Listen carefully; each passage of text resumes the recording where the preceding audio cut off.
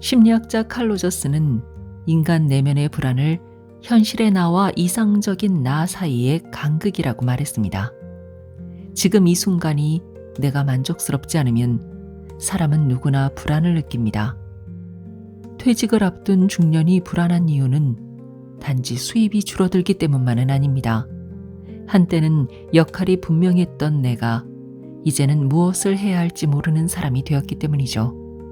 하고 싶은 일이 없는 게 아니라 무엇을 원하는지 모른다는 사실이 더 큰 불안감을 만들어냅니다.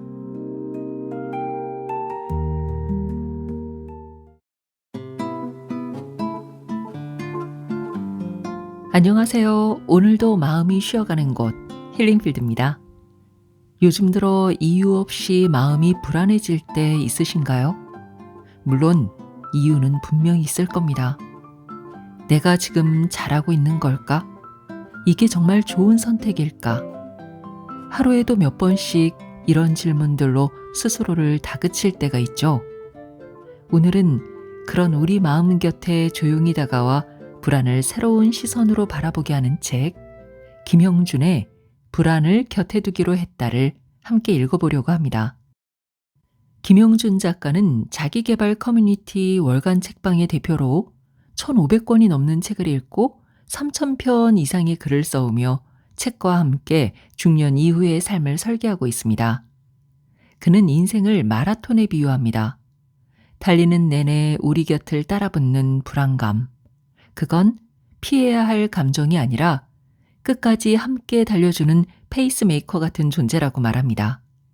불안은 사람을 힘들게 만들기도 하지만 힘을 내게 만들기도 하는 인간 본성의 감정이다. 그의 이 한 문장이 마음에 잔잔히 남습니다.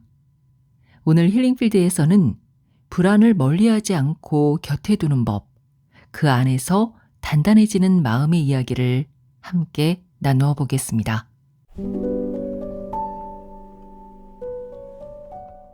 눈 감고 코끼리를 만지면 그림자는 커진다. 퇴직을 앞둔 사람이라면 앞으로의 안정적 수입이 가장 큰 걱정거리입니다. 고정 수입이 있고 없고에 따라 삶의 질이 결정되기 십상입니다.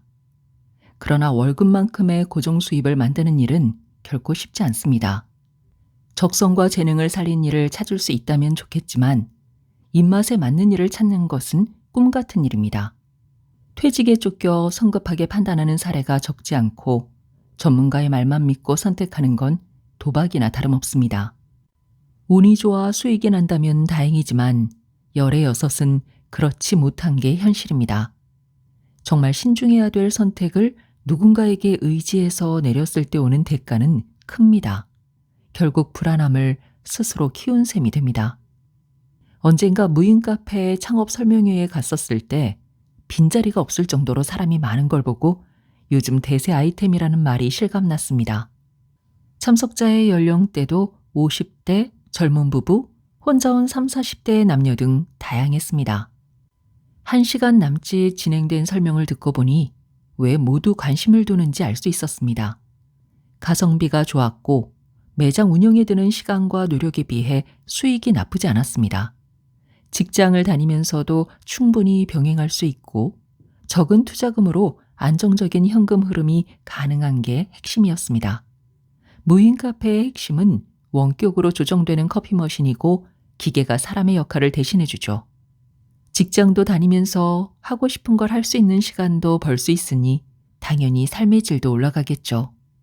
저뿐만 아니라 그 자리에 있던 모두에게 공통된 한 가지는 바로 내일에 대한 불안이었을 겁니다.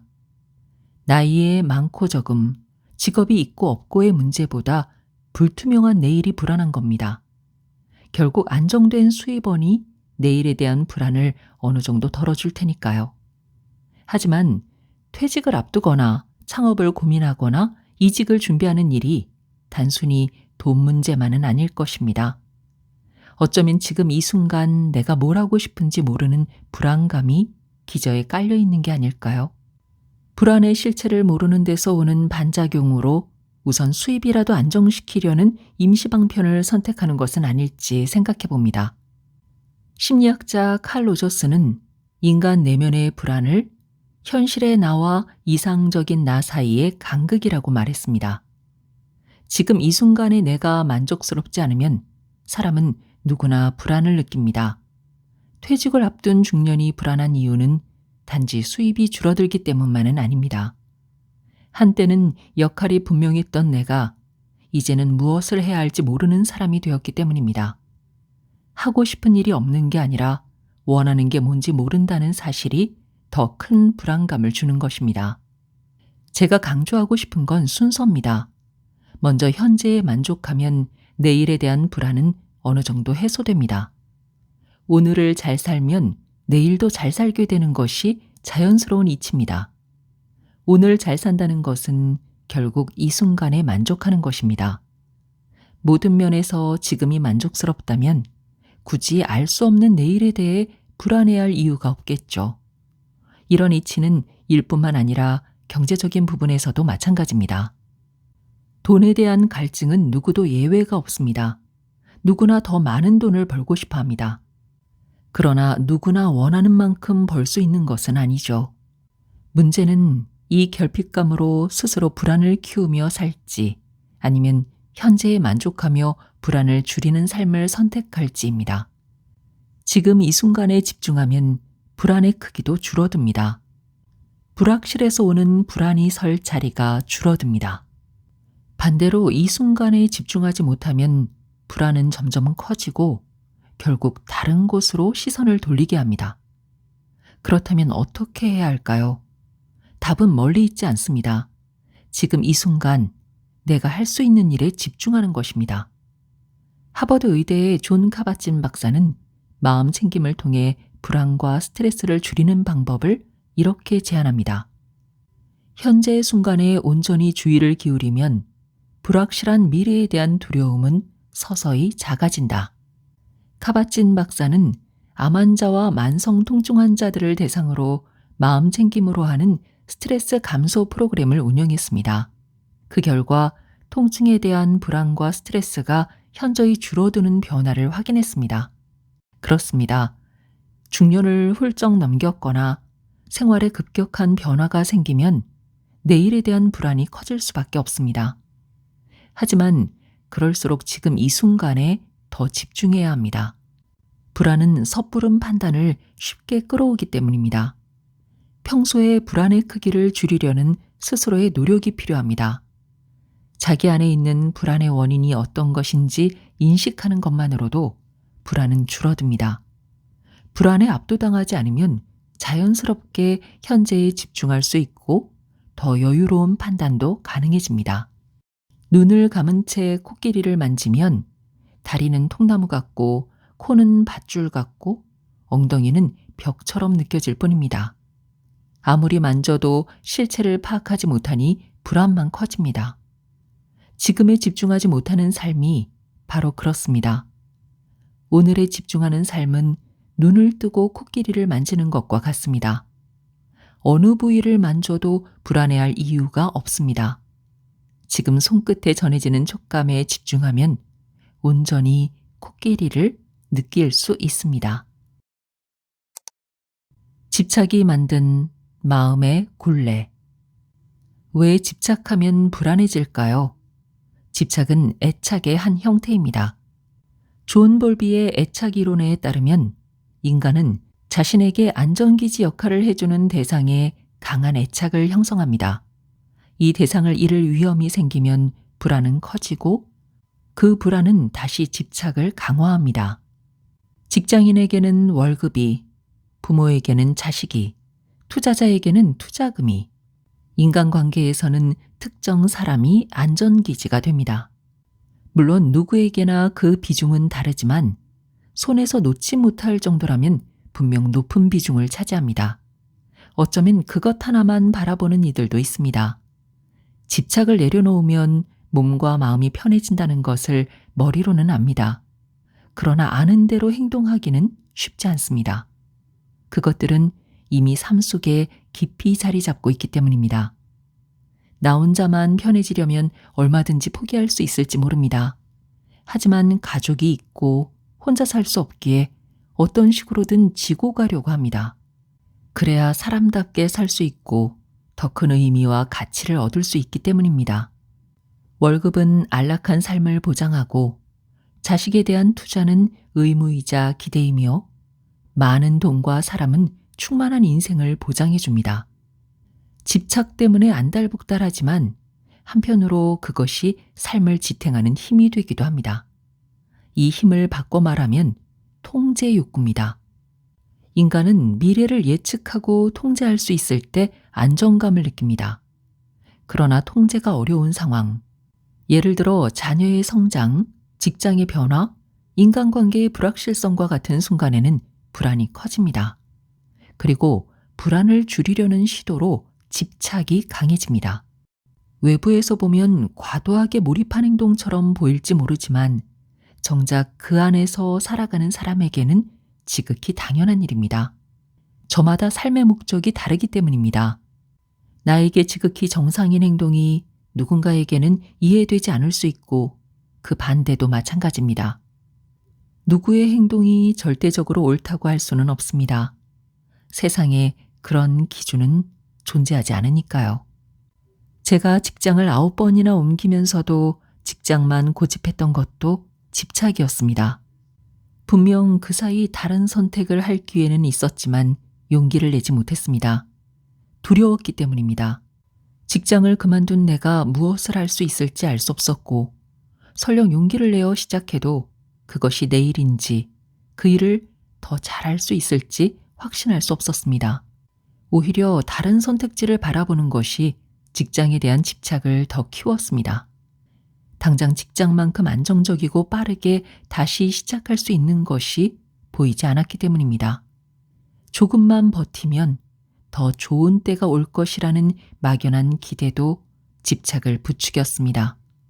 공기가 가득 찬 공이 높이 튀어오르듯 불만으로 가득했던 과거 때문에 어린 두 딸에게 잔소리를 더했던 것 같습니다.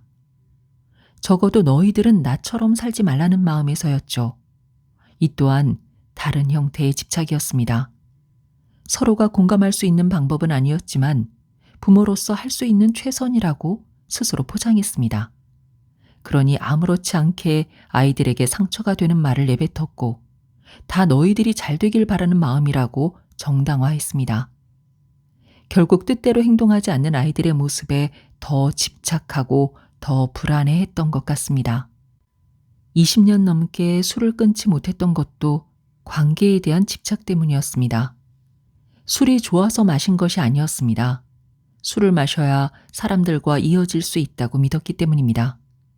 실제로 관계의 시작에는 술이 있었고 인연을 이어가는 과정에서도 술은 빠지지 않았습니다. 술을 마시지 못하는 사람과는 만나도 할 일이 없다고 여겼습니다. 내가 이렇게 생각하면 남들도 똑같이 생각할 거라고 믿었고 그래서 술을 끊는 건 관계의 단절이나 다름없다고 느꼈습니다. 술 때문에 관계가 돈독해진 것인지 아니면 관계가 돈독했기 때문에 술을 끊을 수 없었던 것인지는 분명하지 않습니다. 자신을 발전시키는 건강한 집착은 필요합니다. 어떤 일을 하든 집착은 성과를 내는데 필수적인 요소입니다. 운동선수가 경기 전에 느끼는 불안은 더 나은 성과를 위한 준비와 집중으로 이어집니다. 작가가 원고 마감을 앞두고 느끼는 불안 역시 글을 완성하는 데 필요한 긴장감입니다. 이처럼 불안과 집착이 목표 지향적일 때 불안은 긍정적인 에너지가 되고 선순환을 만듭니다. 이런 불안과 집착은 누구에게나 필요합니다. 이 둘이 없다면 물에 물 탄 듯 술에 술 탄 듯한 인생이 될 것입니다. 반대로 집착과 불안이 지나치면 강박장애, 불안장애, 회피 행동으로 이어질 수 있습니다. 끊임없이 손을 씻거나 반복해서 문을 확인하는 행동은 모두 불안을 줄이기 위한 집착적 반복 행위입니다. 불안하기 때문에 집착할까요? 집착하기 때문에 불안해질까요? 중요한 것은 이 둘을 어디에 어떻게 사용하느냐입니다. 현실에 안주하며 반복되는 일상에 집착하는 사람이 있습니다. 내가 이루지 못한 것을 자식을 통해서도 이루지 못할까 노심초사하기도 합니다. 더 나아질 가능성이 없다는 것을 알면서도 포기하지 못합니다. 여기서 벗어나 본 적이 없고 벗어나면 큰일이라도 날까 두렵기 때문입니다. 그러니 더 불안해지고 불안해질수록 집착은 더 커집니다. 반대의 경우도 마찬가지입니다. 모든 결과에는 대가가 따릅니다. 대가를 치르는 과정에는 불안과 집착이 자연스레 따라옵니다. 그러나 이 과정을 거치면 오히려 불안과 집착에서 자유로워질 수 있습니다. 대가 없이 손에 넣은 것은 그만큼 쉽게 사라지기 마련입니다. 애초에 내 것이 될 수 없는 것들에는 집착도 불안도 생기지 않습니다. 어떤 면에서 불안과 집착은 자신을 성장시키는 도구입니다. 건강한 방향으로 활용할 수 있다면 그것은 삶을 한 단계 더 나아가게 하는 원동력이 될 것입니다. 지금보다 더 나은 자신을 원한다면 불안과 집착을 잘 활용해 보지 않겠습니까? 통제하려 할수록 더 흔들린다. 출판사에 투고하는 과정은 불확실을 확신으로 바꿔가는 여정입니다. 수많은 거절을 예상하고 투고를 시작합니다. 어김없이 거절 메일이 돌아옵니다. 하지만 멈추지 않습니다. 열릴 때까지 두드리면 결국 문을 열어주는 출판사를 만나게 됩니다. 기꺼이 내 원고를 출간하겠다는 출판사를 만나면 그제야 불확실은 확신으로 바뀝니다. 그러나 그때부터 또 다른 불안이 시작됩니다. 기대만큼 반응이 뜨거울까? 손익분기점을 넘길 수 있을까? 저는 판매 부수를 예측하며 계약하지 않았습니다. 예측할 만큼 깜냥이 되지 않았기 때문입니다. 책을 내주겠다는 출판사를 만나는 것만으로도 감사했습니다. 내 이름으로 책이 나오면 제일 먼저 책을 사는 사람은 저입니다. 그래야 조금이라도 판매 부수가 올라갑니다. 이곳저곳 알리기 위해 수십 권을 구매하고 출판사도 그것을 기대합니다. 누가 먼저랄 것 없이 부지런히 홍보해야 이름을 알릴 수 있는 게 출판계의 현실입니다. 수개월 때로는 몇 년간 정성을 다해 책을 써냅니다. 그러니 출간 후 반응이 기대되는 건 당연합니다. 작가라면 누구나 같습니다. 노력한 만큼의 반응을 바라고 그 기대는 끝이 없습니다. 하지만 기대는 기대일 뿐 곧 현실과 마주합니다. 지지부진한 판매 부수와 시큰둥한 반응에 또 한 번 기운이 빠집니다. 어쩌면 기대하지 않는 것이 가장 현실적인 선택일지 모릅니다. 그러나 사람인지라 기대를 완전히 버릴 수는 없습니다. 기대마저 없다면 책을 낼 이유도 없을 테니까요. 그렇다고 사람들의 관심을 받는 것이 책을 쓰는 목적은 아닙니다. 내가 쓴 주제를 필요로 하는 누군가에게 닿기를 바라는 것, 그것이 먼저입니다. 이 마음이 없다면 절대 끝까지 써낼 수 없습니다. 관심은 그 다음입니다. 어쩌면 운이 필요한 영역이기도 합니다. 책을 쓰며 불안이 커질 때는 목적이 흐려졌기 때문입니다. 돕겠다는 의도보다 관심받고 싶은 마음이 앞설 때 불안도 커집니다. 관심은 내가 통제할 수 없는 영역입니다. 반대로 책을 쓰는 목적은 내가 온전히 통제할 수 있습니다. 오직 목적만 바라본다면 끝까지 써낼 수 있습니다. 순수한 목적과 누군가를 돕겠다는 신념은 흔들리지 않게 나를 붙잡아 줄 것입니다. 성취 심리학은 목표 추구 방식을 두 가지로 나눕니다. 하나는 성과 지향형, 타인의 인정과 결과에 초점을 둡니다. 다른 하나는 숙련 지향형, 개인의 성장과 학습, 자기 개선에 초점을 둡니다. 불안을 줄이는 데 효과적인 것은 당연히 후자입니다. 내가 잘 아는 주제로 책을 쓸 수 있지만 그 책에 대한 반응은 아무도 알 수 없습니다.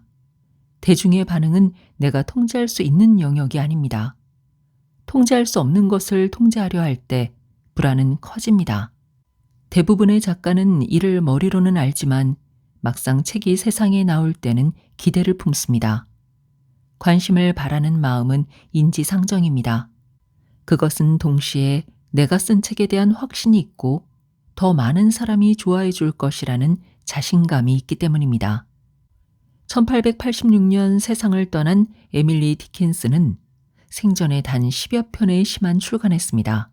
사후 1800여 편의 시가 발견되었고 1920년대가 되어서야 위대한 시인으로 이름을 올립니다. 그녀는 세상의 반응이 아닌 글을 쓰는 이유 그 자체에 집중했습니다. 프란츠 카프카는 죽기 전에 친구에게 내 글을 모두 불태워달라고 말했습니다. 그는 자기 글에 대한 불안을 견디지 못했지만 친구 막스 브로드가 유작, 변신, 실종자, 심판을 지켜냈기에 사후에 작품성을 인정받을 수 있었습니다. 만약 그가 당대의 평가만 신경 썼다면 작품은 세상에 나오지 않았을지도 모릅니다. 이처럼 대중의 관심과 인정은 때로 시기를 달리합니다. 중요한 것은 오직 자신의 이야기를 끝까지 써내는 것입니다. 지금까지 저는 글을 쓰며 그 쓰는 목적이 변하지는 않았습니다. 한 권씩 세상에 내어놓으며 조금씩 독자에게 닿고 있다고 믿습니다. 바위를 뚫는 것은 멈추지 않고 떨어지는 물방울입니다. 앞으로도 쉼없이 써낸 글들이 결국 독자의 시선을 저에게로 향하게 할 것이라 믿습니다. 통제할 수 없는 것에 매달리면 불안은 커집니다. 반대로 통제할 수 있는 것에 집중하면 불안으로부터 멀어집니다. 대중의 관심을 한 번에 받을 수는 없지만 독자 한 사람에게 닿는 글은 쓸 수 있습니다. 오늘 한 명과 소통했다면 내일은 또 다른 한 명과 소통하면 됩니다. 시간은 걸리겠지만 그 시간 동안 불안은 설 자리가 없습니다. 매일 글 한 편 써내는 일, 그것은 내가 통제할 수 있는 영역입니다. 이 작은 실천이 쌓여 작은 승리가 되고 작은 승리는 불안을 이기는 가장 현실적인 도구가 됩니다. 오늘 내가 할 수 있는 일을 하며 현재를 통제할 수 있다면 미래에 대한 불안도 통제할 수 있습니다. 아무것도 하지 않을 때 불안은 커집니다. 그러나 할 수 있는 일을 하는 순간 불안은 자리를 잃습니다. 그런 날이 이어지면 미래는 분명 자신의 의지대로 만들어질 것입니다. 미래에 대한 불안은 결국 오늘을 잘 살아내는 것으로 극복할 수 있습니다. 여러분도 이 말에 동의하시나요? 미루는 습관이 만든 그림자. 회사에서 천왕역까지 이어진 길은 봄마다 벚꽃으로 가득합니다. 같은 길도 매번 느낌이 전혀 다릅니다. 더구나 올해는 이 길의 벚꽃을 보는 마지막 해입니다. 해마다 벚꽃이 피면 스스로에게 묻곤 했습니다. 내년에도 이 길을 걷고 있을까? 이 질문에는 같은 직장, 같은 일상을 이어갈지에 대한 고민이 숨어 있었습니다. 봄이 올 때마다 직장을 그만둘 결심이 머릿속에 스쳤지만 8해 동안 외면했습니다. 자신감이 없었고 결과를 먼저 상상하며 더 망설였습니다. 한편으로 언제까지 주저할지 못마땅했지만 부딪히기 전에는 알 수 없다는 단순한 사실을 자꾸 잊었습니다. 심리학에서 프로크래스티네이션은 장기적으로 불안, 스트레스, 자기 혐오를 부른다고 설명합니다. 연구에 따르면 과제의 난이도보다 할 일을 미루는 나 자신이 더 큰 문제라고 합니다. 결국 미루는 행위 자체가 불안을 키우는 셈입니다. 도전을 앞두고 늘 스스로에게 물었습니다. 나는 정말 내 일에 진심인가? 스스로 만족할 만큼 최선을 다했는가? 누구에게나 당당하게 말할 만큼 노력했는가? 이 질문에 쉽게 답할 수 없었습니다. 노력은 숫자로 표현되지 않고 자기 만족에 빠지면 오히려 안 하니만 못할 수도 있습니다. 자신에게 당당할 만큼 열심히 살았다면 도전 앞에 망설일 이유가 없었겠죠. 드라마 시그널, 악귀, 킹덤, 사인을 히트시킨 김은희 작가는 하루 10시간 이상 키보드를 두드리며 몇 년씩 한 작품을 준비합니다. 화면에 비친 그녀의 노트북 자판은 글자가 다 지워져 있었습니다. 내 일에 미친다는 건 저런 거구나 싶었습니다. 과연 나도 저럴 수 있을까? 머리로는 알지만 아는 대로 행동하면 좋겠지만 사실 이제까지 이런저런 핑계를 댔었습니다. 야구의 신으로 불리는 김성근 감독은 한 인터뷰에서 이렇게 말했습니다. 내일이 있으니 오늘은 괜찮다는 마음가짐이 아니라 오늘 해야 할 일을 하다 보면 어느새 내일이 와 있는 삶을 살고자 했다. 그의 철학이 60년 야구 인생을 지탱했다는 사실이 깊이 와닿습니다. 오늘의 최선을 다하면 내일은 자연스럽게 더 좋아진다는 진리는 누구에게나 적용됩니다. 그걸 모르는 것도 아닌데 저는 왜 스스로에게 당당하지 못한 시간을 보내왔을까 반성하게 됐습니다. 퇴직을 달갑지 않아 하는 아내가 물었습니다. 앞으로 계획이 어떻게 돼? 머뭇거렸습니다. 장황하게 말하자니 허풍 같고 아무 말 안 하자니 더 걱정을 줄 것 같았습니다. 고민 끝에 꺼낸 말은 단순했습니다. 열심히 해보려고. 아내는 말했습니다. 열심히는 누구나 해. 명확한 계획이 필요하지. 맞는 말입니다. 세상 누구도 대충 살지 않습니다. 은퇴 후 새 일을 시작하려면 더 철저한 준비가 필요합니다. 김은희 작가처럼 키보드 글자가 사라질 정도의 열정도, 김성근 감독처럼 60년을 버틸 각오도 없었으니까요.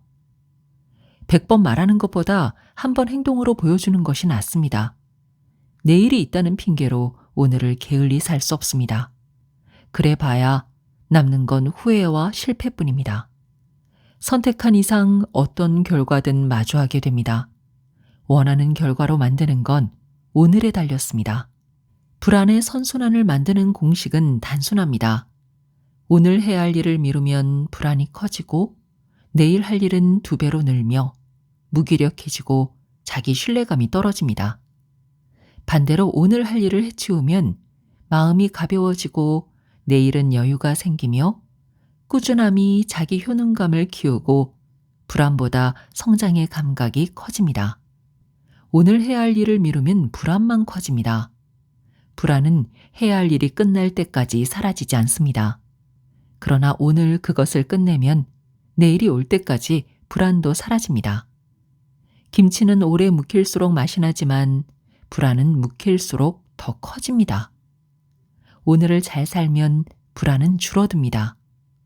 대단한 무언가가 필요하지 않습니다.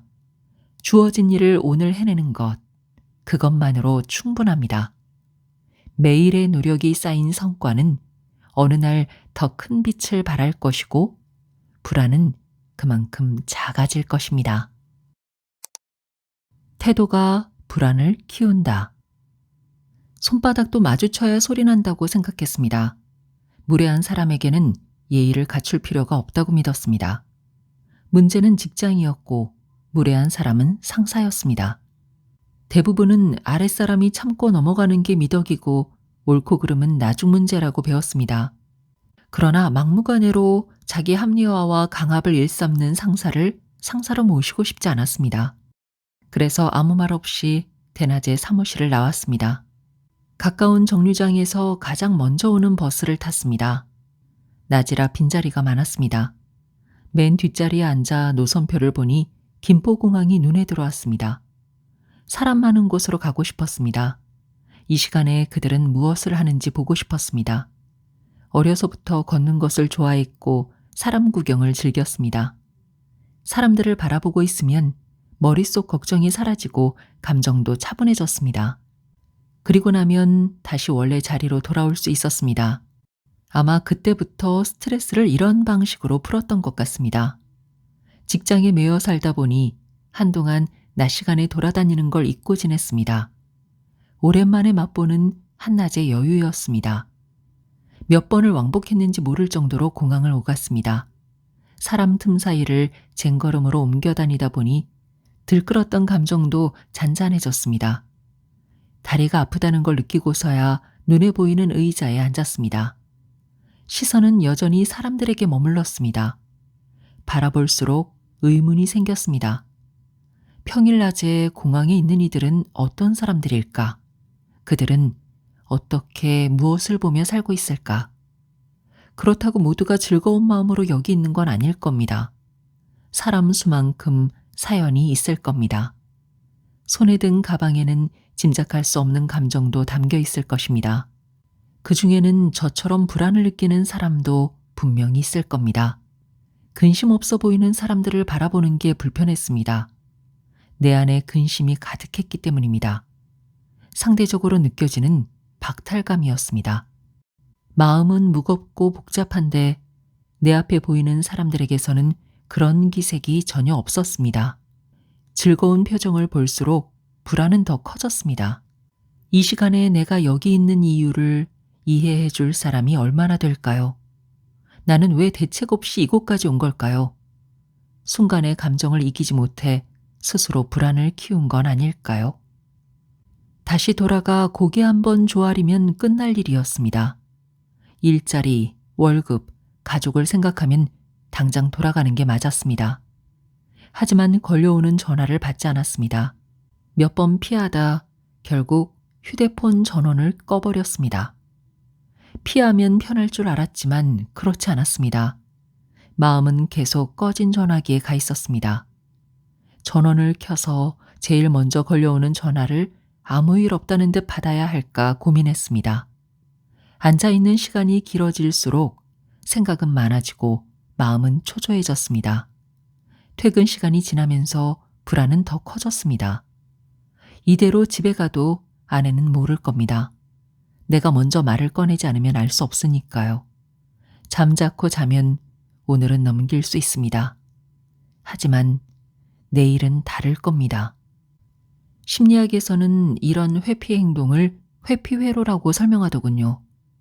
불안한 상황, 회피, 일시적 안정, 문제 미해결, 불안 재발, 더 강한 회피 욕구. 이 루프가 반복되면 결국 더 큰 불안으로 이어집니다. 다음 날 아침이 밝았지만 달라진 건 없었습니다. 옷을 챙겨 입고 집을 나섰지만 발걸음은 무겁기만 했습니다. 사무실로 가야 할까? 오늘도 목적 없이 시간을 보낼까? 피하지 말고 단판을 지어야 할까? 아니면 이참에 다른 직장을 알아볼까? 어떤 선택을 해도 최선은 아니었습니다. 애초에 뛰쳐나올 때부터 이미 코너에 몰려 있었으니까요. 신나게 맞고 끝내 쓰러지든가 등을 돌리고 패배를 인정하고 돌아가든가 어느 쪽이든 승산 없는 싸움이었습니다. 이 모든 건 순간의 감정을 누리지 못한 대가였습니다. 스스로 자초한 불안이었습니다. 참았다면 이렇게까지 되지 않았을 겁니다. 참는 것도 미덕이고 처세입니다. 당연한 것을 하지 않았으니 값을 치러야 했습니다.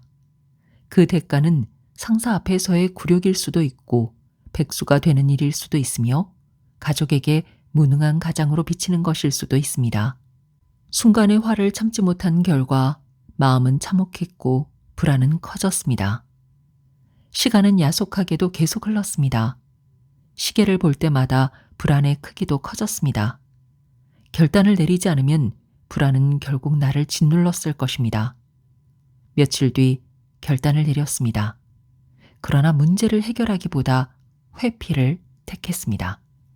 심리학자 라자루스의 스트레스 대처 이론에 따르면 불안을 다루는 방법은 크게 두 가지입니다.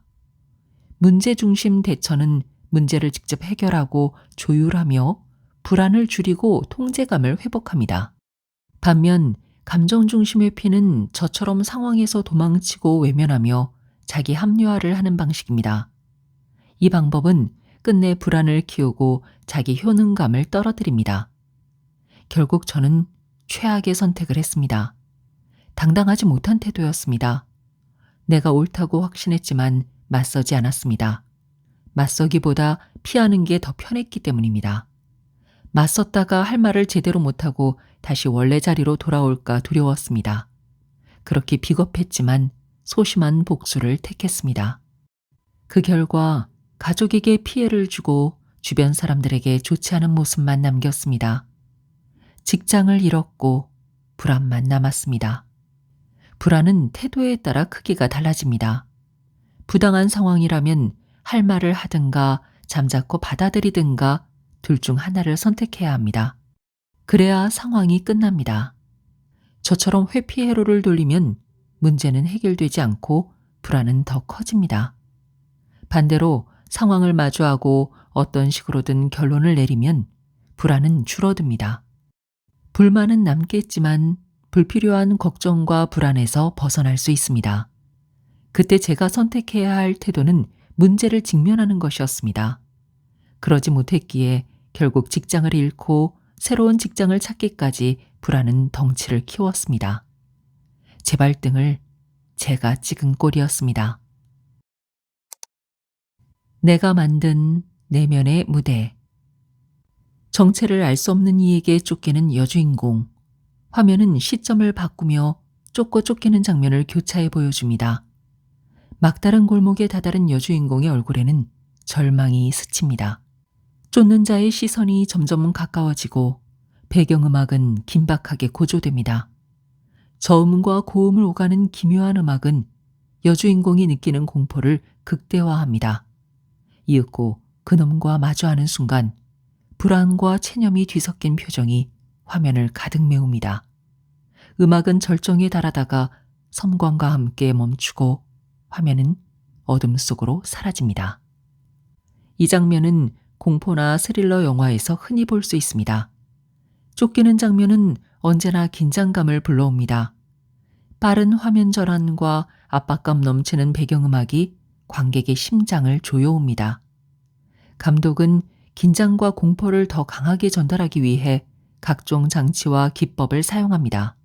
얼마나 기발하게 연출하느냐에 따라 영화의 평가가 갈리기도 하죠. 때로는 한 장면이 영화 전체의 성격을 결정짓기도 합니다. 혹시 이런 장면을 소리를 끄고 본 적이 있으신가요? 공포나 스릴러 영화에서 음악이 중요한 이유는 긴장감의 대부분을 음악이 만들어내기 때문입니다. 같은 장면도 음악이 없으면 공포는 사라지고 배우들의 연기마저 어색하게 보입니다. 음악은 장면에 몰입하게 만드는 강력한 장치입니다. 효과음 역시 마찬가지입니다. 청각적 요소가 더해져야 관객은 더 큰 긴장과 공포를 느낍니다. 불안도 이와 비슷합니다. 배우의 연기, 배경음악, 효과음이 합쳐져 관객이 몰입하듯 우리의 불안도 다양한 요소가 모여 커집니다. 우리는 실제로 존재하지 않는 미래를 상상하며 불안을 키웁니다. 아직 일어나지 않은 일을 머릿속에서 연출하며 스스로 긴장감을 더하는 것이죠.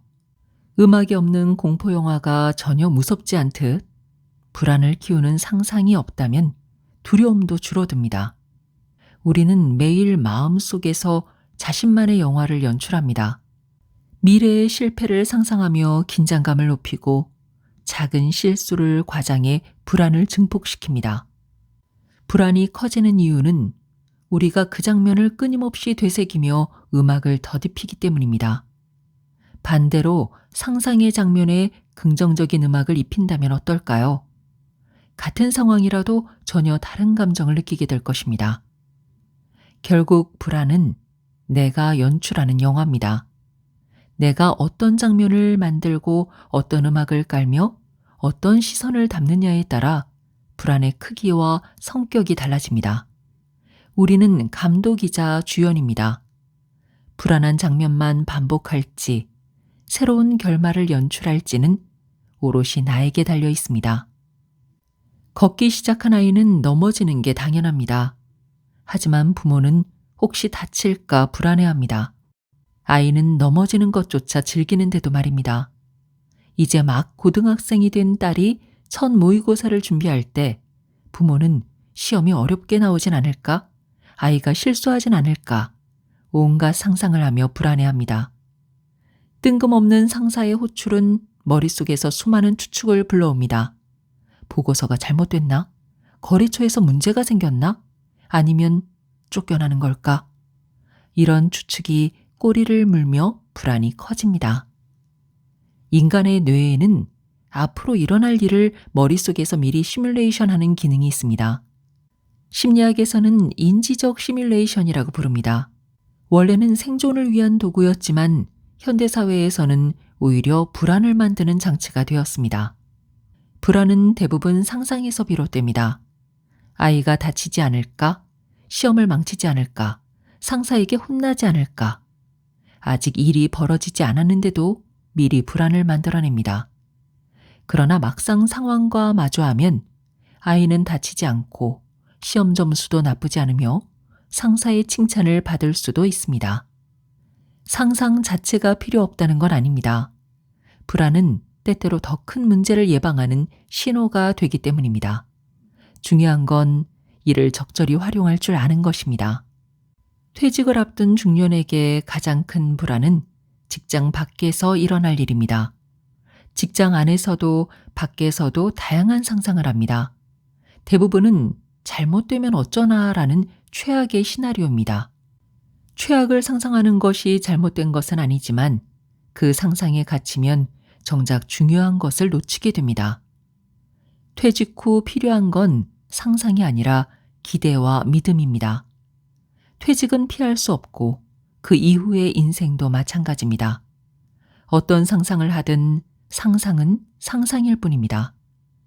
여주인공의 생사는 감독만이 결정하듯 우리의 삶도 지금 내가 어떤 장면을 연출하느냐에 달려 있습니다. 영화에서 여주인공의 생사를 쥔 감독도 불안하기는 마찬가지입니다.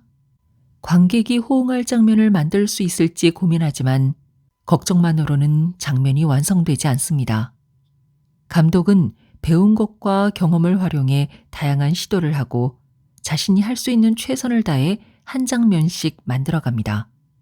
그렇게 완성된 장면들이 모여 관객을 사로잡는 연출이 되는 것입니다. 알프레드 히치콕 감독은 관객이 무엇을 보게 할 것인가 보다 무엇을 기대하게 만들 것인가가 중요하다고 말했습니다. 그의 철학이 잘 드러나는 장면이 영화 사이코의 샤워 장면입니다. 여주인공이 평화롭게 샤워를 즐기는 순간 칼을 든 것으로 보이는 살인자가 커튼을 젖히는 장면은 당시로서는 충격적이었습니다. 공포스러운 음악, 점점 좁아지는 시야, 예상치 못한 타이밍이 관객에게 극도의 긴장감을 선사했습니다. 히치콕은 이 장면이 명장면이 될 거라는 확신이 있었을까요? 불안은 전혀 없었을까요? 그저 자신이 할 수 있는 최선을 다했을 뿐입니다. 우리도 저마다의 인생 장면을 연출하며 살아갑니다. 어떤 이는 이 막을 시작했고 누군가는 클라이맥스로 향하고 있으며 어떤 이는 이미 최고의 장면을 지나고 있을지도 모릅니다. 다음 장면이 어떻게 될지는 누구도 알 수 없습니다. 불안은 계속 따라옵니다. 대신 불안보다 지금 맡은 역할에 기대와 믿음을 가져야 합니다. 내가 더 나은 장면을 만들 수 있다고 믿는 것, 그것이 중요합니다. 그렇게 한 장면씩 쌓아나간다면 언젠가 나만의 훌륭한 영화가 완성될 것입니다. 내가 대본을 쓰고 연출하는 오직 나만이 만들 수 있는 영화 말입니다. 네, 지금까지 김영준의 불안을 곁에 두기로 했다였습니다. 불안은 우리가 잘못 살고 있다는 신호가 아니라 제대로 살고 있다는 증거 아닐까요? 또 불안은 실패의 그림자가 아니라 더 잘 살아보고 싶은 마음의 또 다른 이름일지도 모릅니다. 오늘 하루 그 불안을 억누르지 말고 잠시 곁에 두고 바라보면 좋겠습니다. 우리가 불안을 느낀다는 건 단지 잘못되고 있는 것이 아니라 아직 채워지지 않은 공간이 있고 그 공간을 향해 조금 더 나아가고 싶어 한다는 뜻일지도 모르니까요. 오늘도 힐링필드와 끝까지 함께 해주셔서 감사합니다. 건강하세요.